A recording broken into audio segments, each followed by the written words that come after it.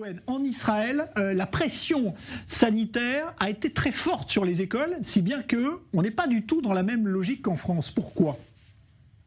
Écoutez, je crois que moi, j'aurais bien préféré un modèle français, je vous le dis sincèrement. Je suis apparu même devant le Parlement israélien justement pour parler des infections chez les enfants. Nous savions qu'en général, les enfants dans les écoles n'étaient pas le moteur de l'infection, mais souvent, ils reflétaient ce qui se passait, je dirais, chez leur famille, dans la population en général, comme ce qui vient d'être dit.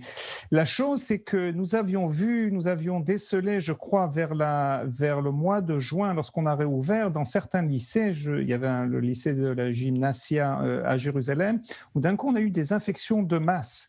Et on s'est rendu compte qu'en fait, il faut séparer la population des enfants entre les plus jeunes et les plus âgés. Et même en maintenant, je dirais, une certaine partie de l'éducation, justement pour les soignants, pour les gens qui en avaient besoin, nous avons quand même vu, je dirais, une avancée des infections, ce qui a poussé quand même le gouvernement à fermer certaines écoles, non seulement par rapport aux enfants, mais aussi, je dirais, par rapport aux parents qui se côtoyaient dans, je dirais, dans les écoles. Ça a été, je dirais, un problème. Nous n'avons pas réussi justement à endiguer ça au niveau de la population. Et donc, on en est arrivé, comme vous le savez, au mois de janvier, à freiner, je dirais, la montée des infections de partout en Israël grâce au confinement. Est-ce qu'on aurait pu ouvrir les écoles ou non ? Je ne sais pas. La chose qui nous inquiète aujourd'hui, je le dirais en un mot, le variant britannique. Nous avons réouvert nos écoles, nous rouvrons nos écoles, mais cela n'a jamais été fait sous le variant britannique qui représente 90% des cas aujourd'hui en Israël. Et vu qu'il infecte plus les enfants, nous sommes quand même un peu inquiets au ministère de la Santé. Ouais. Alors, je voudrais juste un mot là-dessus, Jean-Michel Blanquer, parce que vous avez eu une pression très forte du milieu médical, notamment des médecins scolaires, qui appelaient à la fermeture totale des écoles. Vous avez tenu bon malgré leurs recommandations. Pourquoi ?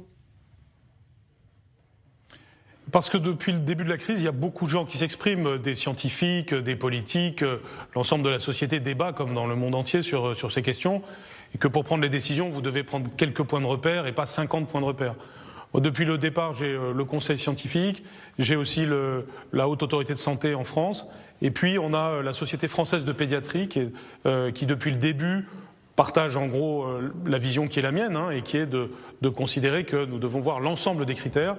Et les pédiatres français ont toujours recommandé de maintenir la politique que nous avons en ayant la vision complète de l'intérêt de l'enfant. Ce à quoi vous faites référence, ça correspond à un syndicat de médecins scolaires qui est libre de dire ce qu'il veut, mais ça n'a pas été mon repère. Ouais. Mais c'est exact de dire que y a des débats et que parfois il a fallu lutter, mais je dois dire que ces luttes ont été plus fortes au mois de mai ou au mois de septembre que maintenant, et il me semble que maintenant dans la population il y a une majorité, pas la totalité bien sûr, mais des gens pour bien comprendre que c'est un bon chemin parce que nous n'avons pas d'enfants plus contaminés qu'ailleurs et que grâce à cela, il y a évidemment tout un tas d'autres avantages que nous avons pour l'épanouissement des enfants.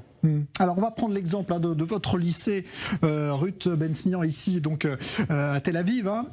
Aujourd'hui, est-ce qu'on peut dire que la règle est devenue pour les élèves en Israël, c'est l'enseignement à distance plus que l'enseignement en présentiel comme c'est le cas en France ? Non, pas vraiment. Bonsoir.